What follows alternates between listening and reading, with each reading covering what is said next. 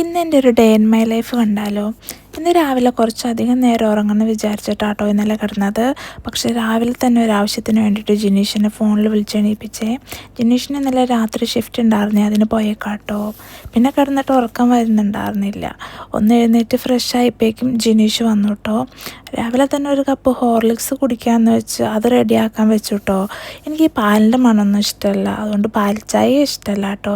നമ്മുടെ ശരവണ ഭവനിലൊക്കെ കിട്ടണ filter coffee ഇല്ലേ, അതുപോലത്തെ ഫിൽറ്റർ കോഫിയൊക്കെ ഭയങ്കര ഇഷ്ടമാണ് കേട്ടോ. പിന്നെ ഇതേപോലെ എന്തെങ്കിലും ഹോർലിക്സൊക്കെ ഇട്ടിട്ട് പാലിൻ്റെ മണം മാറിക്കഴിഞ്ഞാൽ കുടിക്കും, എന്നാലും അത്ര വലിയ ഇഷ്ടമൊന്നുമില്ല കേട്ടോ. പിന്നെ ജിനീഷിനുള്ള ഫുഡും റെഡിയാക്കി.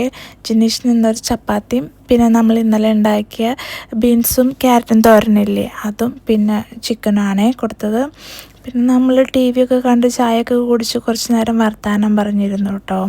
ഇങ്ങനെ ഇരുന്ന് കഴിഞ്ഞാൽ ടി വിയും കണ്ട് അവിടെ ഇരുന്ന് പോവുള്ളേ. അതുകൊണ്ട് ഞാൻ വേഗം അടുക്കളയിൽ കയറിയിട്ടോ.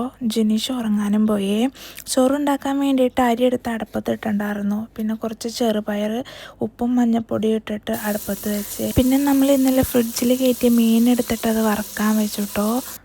മീൻ ഫ്രൈ ആയി വരുന്ന സമയം കൊണ്ട് ഞാൻ ചെറുപയർ ഒലത്താനുള്ള ഉള്ളി അരിഞ്ഞ് ചതച്ചെടുക്കാം കേട്ടോ. ഈ ഒലത്താന്ന് പറയുന്നത് തെറിയൊന്നും അല്ല കേട്ടോ, ഞാൻ അങ്ങനെ കേട്ടോ പറയാറ്.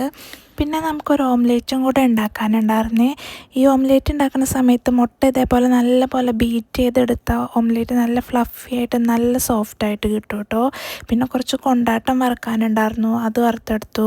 പിന്നെ ഒരു ചമ്മന്തിയും കൂടെ അരയ്ക്കാനുണ്ടായിരുന്നേ, നല്ല തേങ്ങ ചമ്മന്തി, നല്ല ചുട്ട മുളകെല്ലാം ഇട്ട് അങ്ങനെ ആ തേങ്ങ ചമ്മന്തി അരച്ചെടുത്തു. പിന്നെ ചെറുപയർ വളർത്തിയെടുത്തു. ഇതെല്ലാം കൂടെ വെച്ചിട്ട് നമുക്കൊരു കാര്യം ഉണ്ടാക്കാൻ വേണ്ടിയിട്ടാണേ.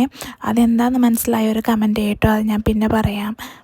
ചോറ് വെന്ത് കഴിഞ്ഞപ്പോൾ ഞാനതെടുത്ത് ഊറ്റാൻ വേണ്ടി വെച്ചിട്ടുണ്ടായിരുന്നേ. എല്ലാം കഴിഞ്ഞ് വന്നപ്പോഴേക്കും എനിക്കൊരു ലോഡ് പാത്രങ്ങൾ കഴുകാണ്ടായിരുന്നേ. അതെല്ലാം കഴുകി അടുക്കളയും ക്ലീനാക്കി വന്നേ. അപ്പോൾ ഇന്നത്തേക്ക് ഇത്രയേ ഉള്ളൂ. Tata bye bye, see U.